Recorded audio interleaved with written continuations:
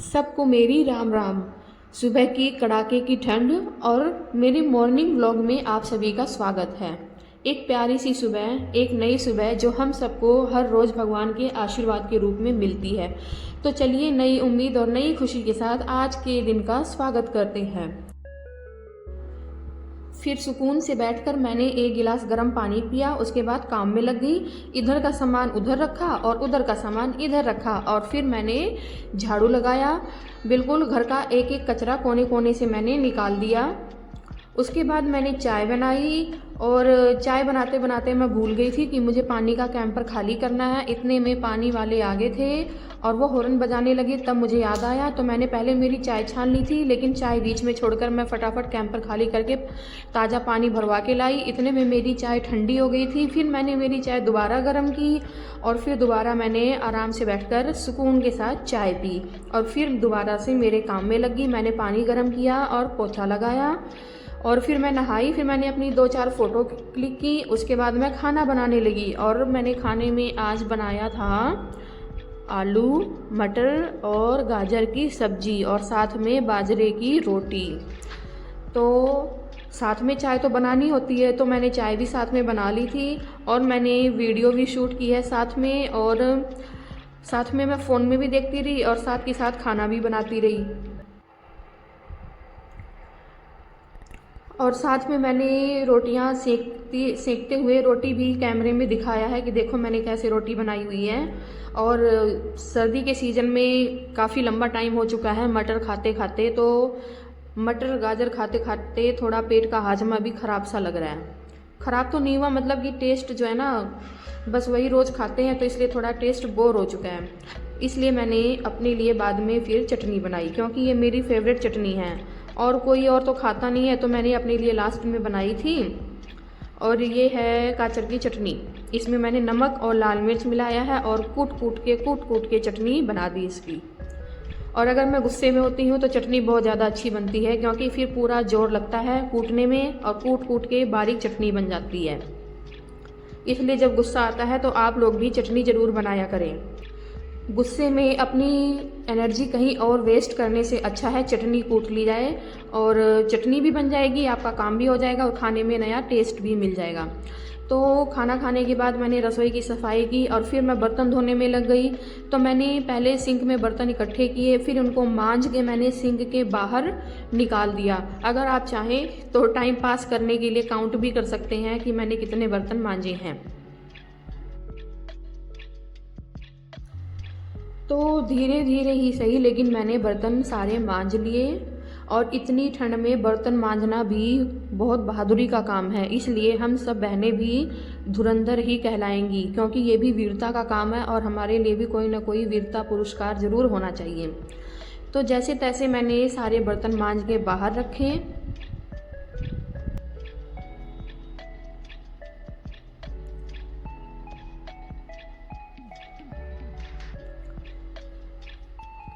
उसके बाद मैंने सारे बर्तन मांज के और वापस सारे बर्तन सिंक में रख दिए, क्योंकि अब मैं इनको ठंडे पानी से धोऊंगी।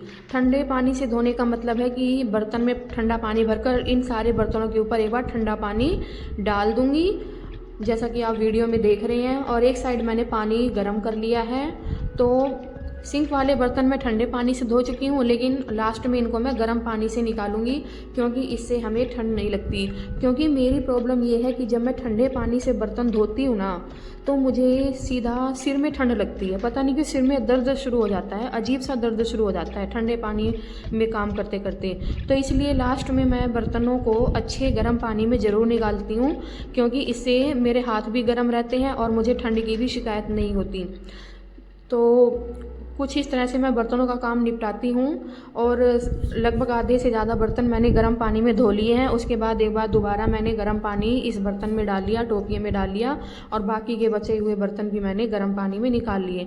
अगर आप लोगों के साथ भी ऐसा ही होता है ठंडे पानी में काम करने से, तो मुझे ज़रूर बताना। इतने ज़्यादा बर्तन गर्म पानी में धोने के लिए मेरे पास इतना ज़्यादा स्पेस नहीं है, इतनी जगह नहीं है, इसलिए मैं बर्तनों को ठंडे पानी में धोकर ही फिर ये थोड़े से पानी गर्म पानी में उनको धो लेती हूँ। तो इस तरह से मैं ठंड से बचने का उपाय करती हूँ, क्योंकि कहते हैं ना कि डूबते को तिनके का ही सहारा। तो जैसे तैसे मैं ठंड से बचने का कोई ना कोई जुगाड़ लगाती हूँ। और हम इंडियंस ऐसे ही करते हैं, मतलब कि कोई ना कोई तरीका ढूंढ ही लेते हैं काम को निपटाने का। तो यहाँ मैंने लगभग सारे बर्तन धो लिए हैं और सिंक की भी सफाई कर ली है, और मेरे सारे बर्तन बिल्कुल चमक उठे हैं, देखने में भी अच्छे लग रहे हैं। लग रहा है कि जैसे कितनी अच्छी स्माइल दे रही हैं। और आप भी देखो, सारे बर्तन ग्रुप में बैठकर कितनी अच्छी स्माइल दे रहे हैं, ऐसे लग रहा है जैसे फ़ोटो खिंचवा रहे हों। फिर मैंने सारे बर्तनों को उनकी जगह पर सेट कर दिया।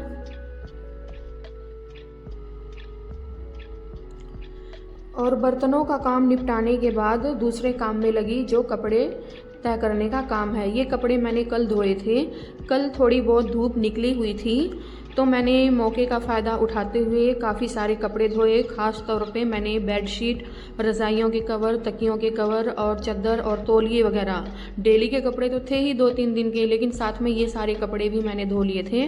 और बहुत ज़्यादा कपड़े हो गए थे धोने के लिए, और मैं पूरा दिन कपड़ों में ही लगी रही।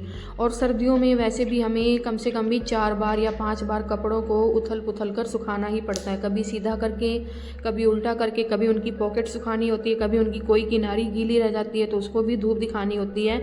तो इस तरह से कल पूरा दिन मेरा कपड़ों को धोने और सुखाने में ही चला गया था। तो मैंने ये कपड़े ऐसे ही बकेट में डाल के रख दिए थे, और फिर मैंने कपड़ों को फटाफट तय किया। और कुछ कपड़े सोफ़े पर रखे हुए हैं, उनको भी मैंने तय कर लिया था। और सबसे ज़्यादा काम तो कपड़ों का ही होता है, सर्दी हो या गर्मी हो, कपड़ों का काम मुझे लगता है कि सबसे ज़्यादा होता है। पहले कपड़े धो, फिर उनको सुखाओ, फिर उनको उतार के लाओ, फिर उनको अलग अलग छांटो कि कौन से कपड़े प्रेस करने हैं और कौन से हम फोल्ड करके रख सकते हैं। फिर फोल्ड करने के बाद, प्रेस करने के बाद उनको रखने की बारी आती है। और गर्मियों में हमारे सूती कपड़े होते हैं तो वो इतनी जगह नहीं लेते, लेकिन सर्दियों में वूलन कपड़े होते हैं, उनको रखने के लिए हमें काफ़ी सारी जगह की ज़रूरत होती है। तो वैसे यहाँ मेरे पास एक ही अलमारी है, इसलिए मैं कपड़ों को जैसे तैसे सेट करके रखती हूँ। कुछ कपड़े मैंने अलमारी में रखे हुए हैं, तो कुछ मैंने सिंपल सी रैक मंगवाई हुई है, उसमें डेली यूज़ के कपड़े रख देती हूँ। और वैसे भी अलमारी में ज़्यादातर तो चादर और तकियों के कवर, रज़ाइयों के कवर, यही सब आए हुए हैं। और ये सारे कपड़े मैंने तह करके रख दिए हैं। अब इनको अलमारी में लगाने की बारी है, जो मैं बाद में लगाऊंगी। फिर उसके बाद शाम को लगभग 5 बजे का टाइम हो चुका है, और ये शाम के टाइम पर ब्रेड के पकोड़े और ब्रेड रोल बनाए गए हैं। ये देखने में अंडे लग रहे हैं, लेकिन ये अंडे नहीं हैं। ब्रेड के अंदर जो मैंने सब्जी बनाई हुई थी, वो सब्जी भर के और इसको रोल करके तेल में फ्राई कर लिया गया है, और इस तरह से ये ब्रेड रोल बनाया गया है। तो आज बस इतना ही। जय श्री राम।